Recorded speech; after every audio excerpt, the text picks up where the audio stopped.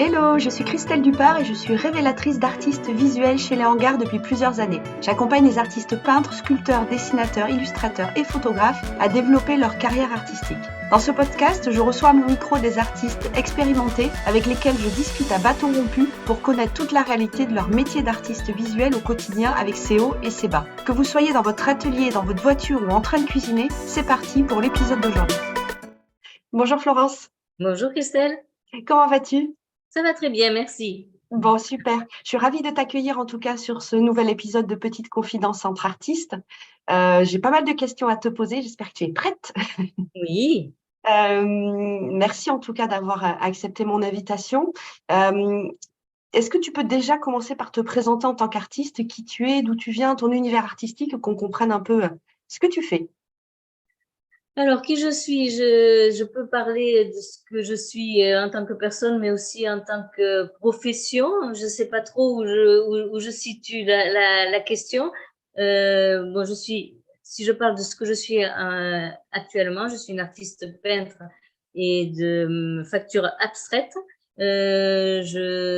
Donc, ça fait maintenant 4 ou 5 ans que je peins de façon abstraite. Auparavant, je faisais du figuratif. Mais ce figuratif ne m'a jamais amené à exposer. Donc, je n'expose que la partie abstraite de mon travail. Ça me donne envie quand même de te poser une petite question. Comment tu es passée du figuratif à l'abstrait?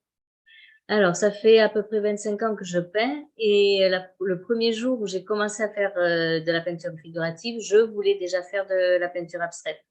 Mais j'en étais incapable puisque je n'avais pas les bases, je n'avais pas la technique.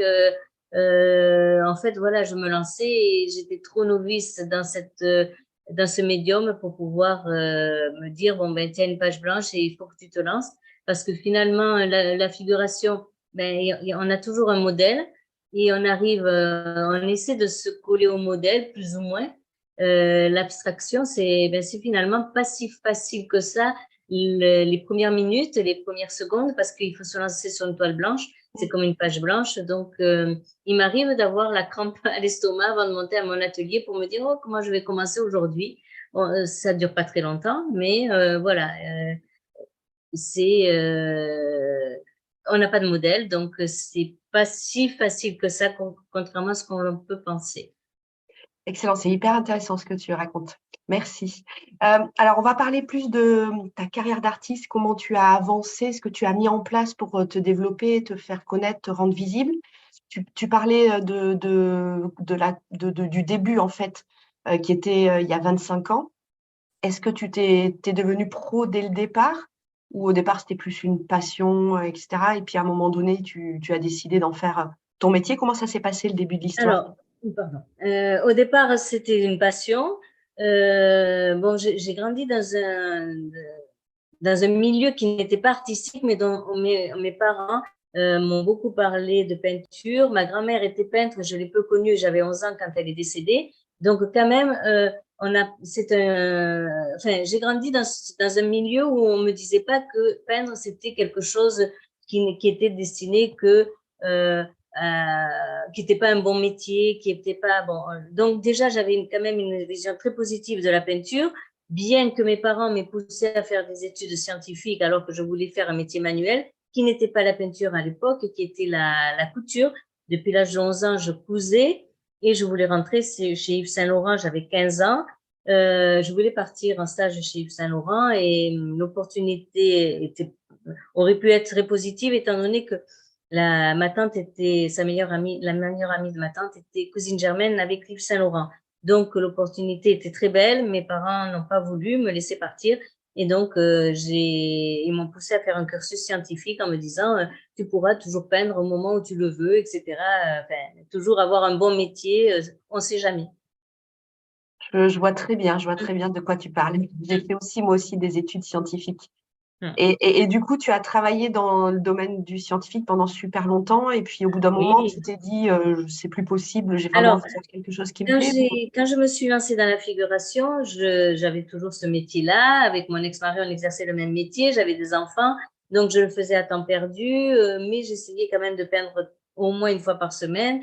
Je prenais des cours avec un monsieur qui s'appelle Casimir Ferrer, qui est dans le sud de la France, qui est à Albi.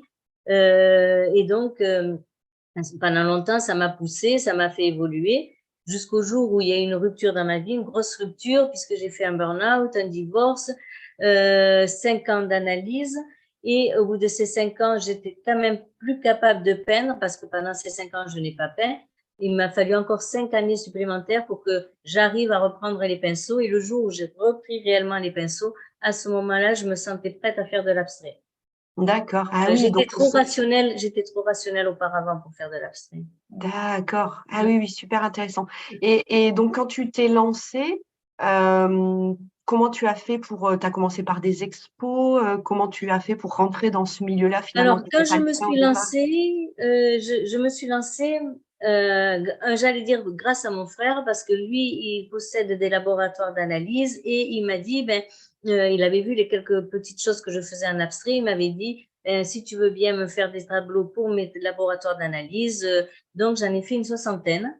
Ah oui, Oui. Oui.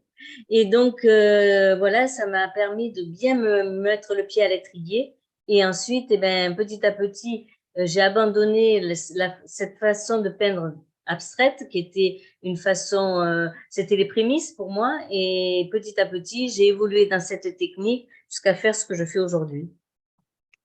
et du coup, est-ce que tes premières ventes ont eu lieu à ce moment-là, sur les Oui, toiles exposées dans les les, laboratoires. Alors les non, labos parce que lui, il me d'automatisation? les avait achetés pour D'accord, donc les mettre dans ok, les laboratoires. d'accord. Et ensuite, donc, j'ai fait les premiers R3F. Et le premier, parce que comme en fait, c'est toute une aventure, je partais seule. Enfin, tout ce que je fais, je le fais seule. Donc, bien que je sois accompagnée dans la vie, mais la personne n'est pas disponible, donc je le fais seule. Et donc, j'ai décidé de le faire au Luxembourg parce que mon fils habitant le Luxembourg, je me suis dit, tu seras moins perdu les premiers temps, ils viendront t'aider sur voilà, sur le stand, etc. C'est ce d'ailleurs qui s'est passé. Et ben, j'ai vendu sur ce premier salon et ça m'a donné envie d'en faire d'autres. Et j'ai bien vendu pendant 3 ans, Donc en pratiquement. fait, au départ, tu es partie sur des salons. Oui. D'accord. Et est-ce que tu as fait une préparation particulière pour ces salons? Parce qu'on se dit souvent que bah, c'est un sacré coup quand même de participer à ces salons-là. Donc, qu'est-ce que tu as mis en place? Qu'est-ce que tu as fait pour que ça fonctionne et pour que tu vendes? Est-ce que… Alors, il faut dire qu'au départ, effectivement, c'est un coût. Et ma mère avait décidé de partager une petite somme entre nous trois, puisque nous sommes 3 enfants. Et cette petite somme, je l'ai investie dans les salons. J'ai eu des retours, mais ces retours, pendant 3 ans, ont couvert juste ce que je dépensais. Mais bon, jusque-là, ça ne me dérangeait pas. J'avais un métier à côté, malgré tout. J'arrivais à faire tout ensemble, enfin, entre mon métier et les expositions. Donc, ça ne me dérangeait pas plus que ça de rentrer juste dans mes frais, puisque D'accord. je n'en vivais pas. Et quel salon concrètement tu as fait? Donc, tu parlais de J'ai l'Art3F j'ai Luxembourg. fait oui, j'ai fait que des arts 3F, sauf sur les 2 dernières années où j'ai ajouté la SIAC à Marseille. Et est-ce que tu as vu une différence entre ces deux salons en termes Euh, d'organisation, en termes de qualité de visiteurs, etc.? Alors oui, en termes d'organisation, oui. Visiteurs, ils sont sensiblement les mêmes, les visiteurs sur la SIAC et les Arts 3F, si ce n'est que la SIAC de Arts 3F, la personne qui s'en occupe, Eve Genre, est une personne aux petits soins avec les artistes, à savoir si ça va, si ça va pas. Euh, ben, j'ai une anecdote à raconter, c'est que sur le dernier salon sur lequel je n'ai pas vendu à Marseille, elle avait décidé de faire un repas de tous les artistes et je m'étais inscrite sur ce repas-là. Si ce n'est que au dernier moment, je n'ai plus eu envie de le faire, ce repas. Et donc, pour moi, il était payé, il était perdu. Je suis pas là à aller gratter, je l'ai pas fait, est-ce que tu peux me rembourser? Pour moi, c'était fini. Voilà, je m'étais engagée, j'avais pas suivi mon engagement, pour moi, c'était fait. Et elle m'a envoyé un mail, on a eu un échange de mails sur un salon qu'elle fait maintenant à Avignon. Je lui ai dit que je souhaitais plus le faire. Elle m'a dit, OK, pas de souci. Et elle m'a dit, mais je vais te rembourser le repas que tu n'as pas pris à Marseille. Et j'étais vraiment extrêmement surprise puisque elle l'avait commandé au traiteur. Enfin, voilà. Ouais, c'est joli. C'est vrai que Oui, c'est pas voilà, courant, donc voilà. c'est important de le souligner. Oui. Euh, Tu parlais de différences d'organisation entre les deux salons Art3F et SIAC. Est-ce que tu peux nous en dire un petit peu plus pour qu'on se rende compte? Alors, différentes organisations sur le salon même et au moment où on accroche, il n'y a pas beaucoup d'écart, si ce n'est que c'est tout l'amont, c'est-à-dire que enfin, c'est l'organisatrice, on peut la voir à tout moment, on ne la dérange jamais, etc. Art3F, il y a une équipe. Effectivement, la personne qui s'occupe de vous, vous pouvez la voir pas à tout moment, ce qui est un petit peu normal. Ce sont des petites jeunes et par contre, le directeur, c'est pas la même chose. Moi, j'ai eu des soucis avec lui et c'est pas du tout la même chose, quoi. D'accord, je comprends. Et du coup, tu continues ces salons ou tu as arrêté là? Alors, le dernier que j'ai fait, c'était en février cette année et j'ai décidé que c'était le dernier, que je n'en ferai plus du tout. Il y a une raison à ça? La raison, c'est que ce sont des salons, alors pas la SIAC, peut-être si j'en continue un, ça sera la SIAC. Ce sont des salons qui correspondent pas au style de peinture que je fais. C'est très pop, très street art, ce qui est très tendance, hein, mais qui ne correspondent pas à ce que je fais. Donc, ça correspond pas tout à fait à ma niche, à ma clientèle, probablement. Je comprends. Et du coup, en Au parlant de début, niche, pardon, au début, oui, parce que je peignais plus pop, plus street, enfin, c'était plus coloré, plus petit à petit, j'épure un peu plus et ça correspond moins, je trouve. je comprends, je comprends, je comprends. Mais est-ce que c'est quelque chose que tu ressens sur ces salons-là ou plus globalement dans l'univers artistique? Est-ce Alors, que moi, tu ressens? je vais dire globalement, mais c'est pas, mais c'est quand même pas la bonne réponse. Je dis globalement parce que je suis à Montpellier. À Montpellier, le métier est très accessible. En fait, la ville a beaucoup développé, les galeries, tout ça sont très axées street art. Donc, bon, c'est ce que je ressens. Mais non, je trouve qu'il y a un peu, malgré tout, dans ce monde-là, il y a quand même un peu de place un peu pour tout le monde. Je trouve que quand même la peinture abstraite, bien que ce que j'ai lu dernièrement dise le contraire, elle est un petit peu en dessous de la peinture figurative. Un petit peu en dessous en termes de popularité? Oui. D'accord. Les Justement, gens tu aiment parles. bien reconnaître quelque chose quand ils voient un tableau. Donc, ils sont un peu déboussolés sur l'abstrait. Je comprends. Et alors j'ai plein de questions qui me viennent là par rapport à tout ce que tu nous dis. Est-ce que ça veut dire que l'abstrait, il faut être plus dans la pédagogie, le terme est pas bon, mais plus expliqué pour faire rentrer les amateurs dans son univers? Alors, j'allais dire oui, et puis en même temps non. C'est-à-dire que si on explique trop, malgré tout, dans l'abstrait, ils arrivent à y voir une forme. Ah, mais moi, j'y vois un sapin, ou bon, voilà. Les gens arrivent à y voir une forme, et donc peut-être il faut les laisser rêver, entre guillemets. Mhm. D'autres, moi, je vois mon fils aîné qui aime beaucoup la peinture et qui achète, etc. Il est très sensible à ce que lui raconte l'artiste. Moi, je suis un peu comme ça aussi. Je suis un peu Mm. comme ça aussi. Tu parlais aussi de ta niche tout à l'heure, c'est hyper intéressant. Est-ce que tu as travaillé ça vraiment pour comprendre qui sont justement ces amateurs, la globalité des amateurs d'art, quels sont ceux qui sont plus sensibles à ce que tu fais toi? Est-ce que tu as travaillé ça? Est-ce que tu as réussi à identifier un profil un peu type de Non. tes acheteurs? Non. Alors, c'est vrai que c'est beaucoup plus facile de trouver une niche quand on fait des voitures de collection sur des tableaux et qu'on se dit, bon, ben, je vais aller dans des salons automobiles. Là, c'est hyper simple. On la niche, on la connaît, c'est hyper simple. L'abstraction, non. L'abstraction, c'est… Enfin, moi, je ne l'ai pas trouvé en tous les cas. D'accord. Les galeries, est-ce que tu es en galerie? Est-ce que est-ce que tu Alors, travailles avec eux déjà? j'ai des touches en galerie, c'est-à-dire que j'ai une galerie de Paris qui me commente souvent mes publications. J'ai rencontré la galeriste qui est vraiment une personne que j'aime beaucoup. Et elle m'a pris 4 petits tableaux abstraits, des tout petits, en me disant, pour l'instant, je vais pas les exposer, je les garde, voilà, je sais pas ce que ça va devenir. Donc, je force pas la chose, je ne lui demande pas où elle en est, qu'est-ce qu'elle fait, etc. Je laisse faire. Peut-être qu'un jour ça va déboucher sur une expo, peut-être que non. Mais en tous les cas, pour moi, ça m'a quand même donné l'envie, enfin, pas de continuer, je l'avais déjà, mais une certaine, enfin, la légitimité, je l'ai trouvée. Je ne me pose plus cette question, mais encore plus de légitimité. Elle me permet cette dame, elle me permet de beaucoup moins me poser de questions. Génial, top. Mm. Ouais. Mais du coup, ça veut dire que pour l'instant, tu n'as jamais exposé avec une galerie? Alors, j'ai une petite galerie. Je dis petite parce que c'est une galerie avec un format spécial. Elle n'est pas D'accord. si petite que ça. Elle est à Narbonne, qui m'expose actuellement. Mais elle expose aussi des créateurs de bijoux, etc. Donc, voilà, D'accord. c'est pas une galerie dans le sens pur du terme. Je comprends. C'est toi qui les as contactés ou c'est eux qui sont venus à toi? Elle a contacté sur Instagram, elle a envoyé une demande de candidature et que j'ai faite. D'accord, ok. Et est-ce que toi, tu es proactive sur le démarchage des galeries ou tu attends qu'elles Je ne viennent l'ai à pas toi? encore fait, je vais le faire. Je pense le faire, mais on m'a tellement dit qu'il fallait pas le faire, mais qu'il fallait le faire, mais qu'il fallait pas le faire, que voilà. Il faut le Que les, faire gal- comme on que le les- ressent. que les galeries aimaient bien trouver leurs artistes, ils aimaient bien fouiner et trouver, voilà. Donc c'est compliqué.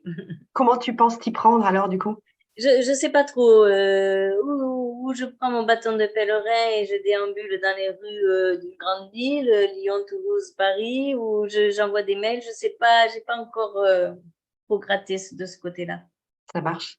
Mm. Si on reste encore, avant de passer sur la présence en ligne, parce que tu parlais d'Instagram là à l'instant, si on reste sur la présence locale et physique, est-ce que tu fais localement, donc à Montpellier, des expos en solo ou des expos avec Alors, d'autres artistes? alors, je viens de rentrer dans un collectif qui s'appelle Mesdames. Et bon, le collectif on vient de déposer les statuts. Donc, nous sommes 7 artistes et ça nous permet d'exposer ensemble. Et on va faire notre première exposition dans un lieu emblématique de Montpellier, le 8 juin. Ça sera le lancement réellement de ce collectif.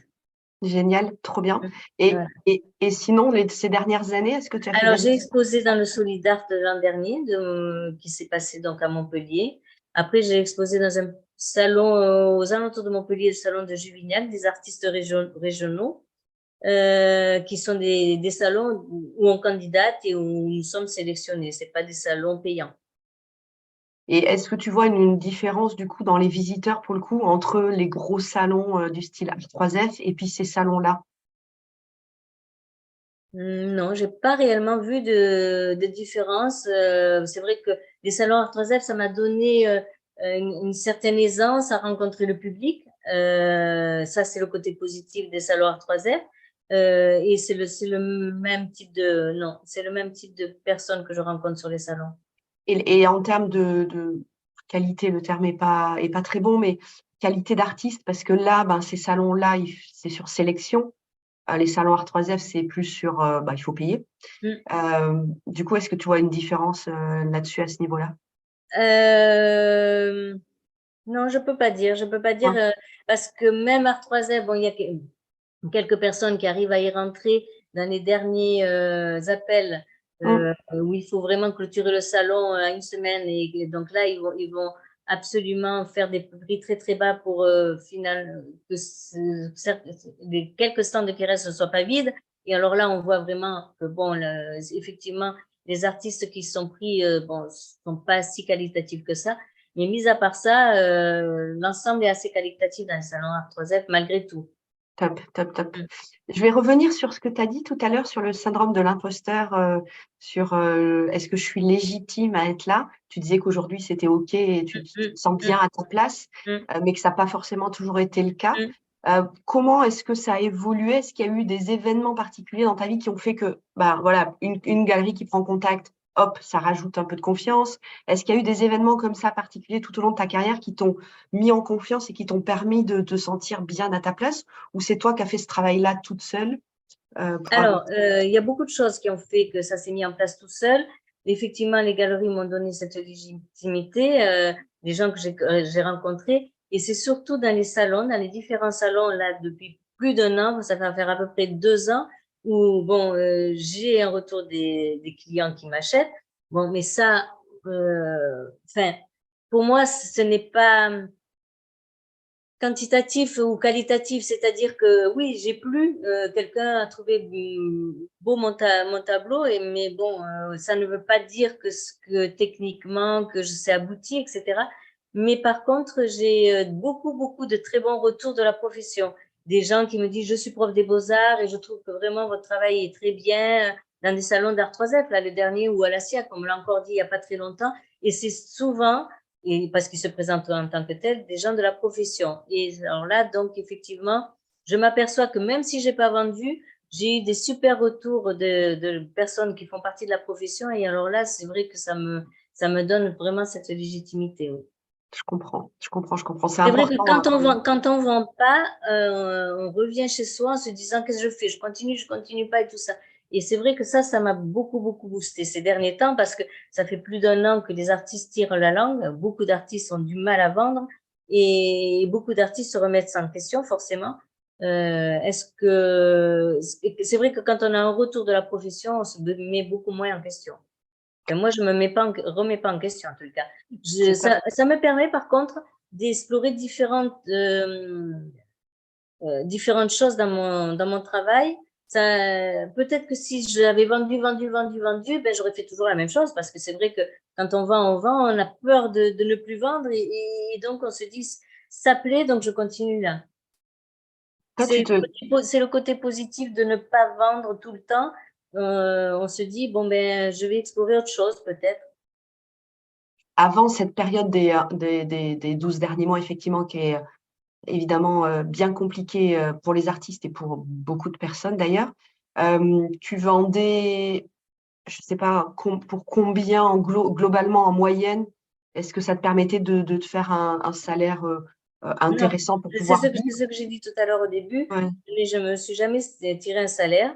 Ça Mm. me permettait de rentrer dans mes frais. Je faisais 8 ou 10 salons. Non, j'exagère. Je faisais, excusez-moi, je faisais 4 ou 5 salons dans l'année. Ça me couvrait mes 4 ou 5 salons. Donc, quand même, ça me permettait enfin, oui, j'avais un chiffre d'affaires, j'avais un bon chiffre d'affaires, oui. Mais du fait de payer la chambre d'hôtel, de payer Mm, mm. la voiture de location, de payer le salon, je rentrais pas dans mes frais. Là, j'avais J'équilibrais. effectivement entendu qu'au début, tu étais plus dans un investissement au niveau des salons, etc. Mais entre ces deux périodes-là, des salons de début et puis il y a un an où c'est plus compliqué, finalement, ça s'est enchaîné comme ça. En fait, il n'y a pas eu de. Oui. Mm. Je comprends. J'ai pensé à un certain moment, et c'est à ce moment-là il y a un an, tout s'est enrayé. Et effectivement, la dernière année avant l'enrayement des ventes, entre Mm, guillemets, mm, mm, euh, j'étais à l'équilibre. Et donc, je me suis dit, bon, mais l'année prochaine, forcément, je vais dépasser cet équilibre. mm. Et puis non. Non, Et puis la période en a voulu autrement. oui, Et là, c'est vrai que là, c'est compliqué parce il faut pas douter malgré la période. Et les retours des professionnels, ça permet de rester dans le oui, match et de se dire, voilà, bah, c'est la période et puis ça va voilà. repartir. Est-ce que tu travailles aussi avec des partenaires, est-ce que tu exposes chez des commerçants, d'autres personnes? Est-ce que tu fais ce genre de choses-là? Non, non, Et non, est-ce que tu as. euh, c'est compliqué parce que c'est toujours se dire, euh, est-ce qu'il faut être visible à tout prix, et puis exposé? Alors j'allais dire, parce que ma langue allait fourcher n'importe où. C'est pas le fait de n'importe où, mais il faut quand même que l'endroit reste qualitatif parce que sinon on va se dévaloriser. Enfin, c'est ce que je pense en tous les cas. Je suis pas sûre de. Enfin, c'est ma pensée. Je dis pas que ça soit la bonne, mais c'est ma Non, pensée. non, mais complètement. Et puis, de toute façon, il faut le sentir, il faut avoir envie. Et c'est vrai que du coup, travailler sur sa niche, parfois, et c'est hyper compliqué, hein, mais parfois, ça permet d'ouvrir des portes de partenaires Oui. potentiellement Mm, qui sont voilà, un peu haut de mm, gamme ou en tout cas dans mm, sa niche. mm. Et voilà. Mais c'est Alors, pas évident. par contre, les salons, en tous les cas, c'est ce que m'a apporté le dernier salon de la SIAC. J'ai rencontré un monsieur qui voulait faire une exposition à Nîmes, dans la gare de Nîmes, et donc ça m'a permis une rencontre. Et cette personne, donc l'exposition est en place à Nîmes pour 3 mois, Et cette personne me propose un nouveau projet parce qu'elle est de Marseille sur Marseille. Donc, voilà. Il y a quand même des… Il ne faut pas penser toujours en termes de vente, vente, vente. Enfin, moi, le côté argent, j'ai une mauvaise expérience de par mon entourage avec l'argent, Ok. des gens qui étaient très proches de leurs sous, etc. Et moi, je ne suis pas du tout comme ça. Depuis que je peux faire ce que je veux avec mon argent, je fais réellement ce que je veux. Et sans compter, si ce n'est que, bon, il faut que quand même j'arrive à, à rentrer dans mes frais à la fin du mois, Bien mais sûr. sinon, pas plus, quoi. Pas plus, pas plus. Mais c'est exactement ce que j'allais dire, ce sur quoi j'allais rebondir, c'est-à-dire que se dire qu'une expérience a fonctionné, oui ou non, l'argent n'est pas le seul indicateur à regarder, quoi, évidemment, parce que parfois on fait des rencontres qui peuvent déboucher sur quelque chose plus tard. Il y a des ventes aussi qui se font parfois sur le tard. Ah ben je vous ai vu au salon il y a 6 mois et voilà maintenant j'ai envie, ok. Donc s'arrêter sur le bilan financier pile à la fin de l'expo, du salon ou autre, ça a pas de sens en fait. Ou en tout cas, si on le fait de cette façon-là, il y a de grandes chances qu'on se démoralise et qu'on arrête hyper rapidement. Donc, les rencontres, c'est hyper important aussi. Alors, on est bien d'accord qu'il faut manger et remplir le frigo hein, au quotidien, mais voilà, en tout cas, c'est important de le soulever. Je me rappelle un de mes premiers salons au Luxembourg. J'avais vendu pour 4 000 € de tableaux et une copine, une très très bonne copine que j'avais à l'époque, m'avait appelé. Ah, super, je suis super contente pour toi et tout ça. Et elle finit la phrase en me disant, mais est-ce que tu rentres dans tes frais? Et j'y avais même pas pensé, c'était même pas le but de l'opération. C'était, oui, c'est la première fois ou une des premières fois que j'expose, je suis super contente, je montre mon travail, il plaît, etc. Pour moi, c'était, j'y avais même pas pensé, quoi. C'était, voilà. Et c'est ma façon de vivre en tous les cas. Oui, oui, je comprends. Dernière question qui me vient là. Est-ce que tu as exploré ce qu'on appelle des revenus complémentaires, si on reste sur ce domaine-là financier, à savoir soit des repos, soit des produits dérivés, soit donner des cours, soit est-ce que tu fais autre chose Alors, en parallèle? donner des cours, j'ai pensé sans y avoir pensé parce que je ferais du figuratif, ça serait plus simple de donner des cours. En abstraction, c'est compliqué de donner des cours puisque, en fait, on explore soi-même ce médium, peinture abstraite, et c'est difficile de donner des cours parce que forcément, on va donner des cours qui correspondent à ce qu'on a exploré nous-mêmes. Et donc, on va donner une partie de notre travail. Et donc, bon, ça me paraissait pas très judicieux. J'ai exploré, j'ai calculé, j'ai essayé de voir si je pouvais faire des prints, poussé un petit peu par une copine qui fait des aquarelles et qui fait des prints. Mais elle, ça s'y prête vraiment bien. Moi, mes peintures sont grandes et faire plus petit en print, c'était possible. Je me suis Mmh. renseignée, j'ai trouvé sur ces indications quelqu'un à Marseille qui fait ça très bien, qui prend en photo les tableaux et donc forcément la photo est très bonne et très qualitative et donc forcément le print est très qualitatif. Mais pour pouvoir proposer des prints, il faut en proposer au moins 3 de la même peinture, 2 au moins de la même Mmh. peinture et de taille différente et en proposer de 3 peintures différentes. Donc, j'ai calculé, ça faisait déjà 500 € d'investissement, sans savoir si ça allait se vendre ou pas, plus le salon, et donc j'ai abandonné l'idée. Mais j'y ai pensé un certain temps, oui. Je comprends. Je suis sûre que ceux qui nous écoutent là se disent: «Ah, c'est qui cette personne sur Marseille? Est-ce que tu as son nom à tout hasard?» Là, d'un coup, Non, tu non, l'as. mais je pourrais le retrouver. OK, ça marche. Merci en tout cas. Sur ta présence en ligne, qu'est-ce que tu as mis en place? Alors, j'ai mis en place bon, je suis que sur Instagram. J'ai abandonné Facebook au moment du Covid. Pourquoi? Parce que il y a eu un déchaînement de violence au moment du Covid. Et en particulier, ben, on s'en est pris à Madame Macron. Je ne vois pas pour quelle raison on s'en prenait à Madame Macron, qu'elle ressemblait à un caniche, etc. Et ça m'a vraiment profondément énervée. Donc, je ne suis plus revenue sur Facebook. Et donc, ça m'a permis de développer Instagram, c'est le côté positif. Et donc, je suis forcément sur Instagram et j'essaie de poster une fois par semaine. D'accord. Et est-ce que Instagram, c'est un endroit où tu sens que tu pourrais vendre ou c'est plutôt un Non, pas endroit vendre, mais j'ai des galeries qui m'ont contacté. Ben, la galerie dont je vous parlais, j'en ai une autre qui m'a contacté aussi, deux, donc qui me suivent, qui me proposent pas mon travail, mais qui me suivent et qui like ou qui like pas. Enfin voilà. c'est plus un portfolio en ligne, quoi, pour Oui, toi? complètement. OK. Et je sais que tu as un site web également? Oui. Alors Comment ça, tu c'est vrai que je le maintiens. C'est moi qui l'ai développé, donc je peux le maintenir. C'est vrai que quand on a fait tout de A à Z, eh bien, on peut petit à mmh, petit le compléter plus facilement. Euh, je sais parce que je vois, j'ai un analytique visitor, donc je vois que les gens regardent, me trouvent, etc. Mais ça m'apporte entre guillemets rien. Il faut le faire. Je pense qu'il faut le faire. Moi, personnellement, quand on me parle d'une artiste ou d'un artiste et que je vois son travail, je ne vais pas sur son site web, je vais sur Instagram. C'est très rapide, on voit visuellement très rapidement ce qu'il a fait les derniers temps, euh, beaucoup plus facilement que je trouve que sur le site internet. ton site, tu l'as fait en utilisant quel outil? Wix. Wix.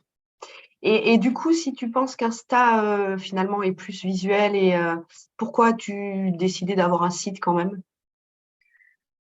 Parce que je vois que dans les appels à candidature, on demande toujours le site web. D'accord. Et Est-ce je que pense ça qu'il y a toujours des pardon. gens, par exemple les galeries, je pense qu'elles regardent le site web aussi. Je Mmh. pense, hein. Mm. Est-ce que c'est un site web marchand ou pas? J'ai pas fait Non, attention. pas Non. marchand. Et ça, c'est quelque chose que tu as envie de développer ou tu Non, penses que ça a pas d'intérêt? non, je pense que ça n'a pas d'intérêt.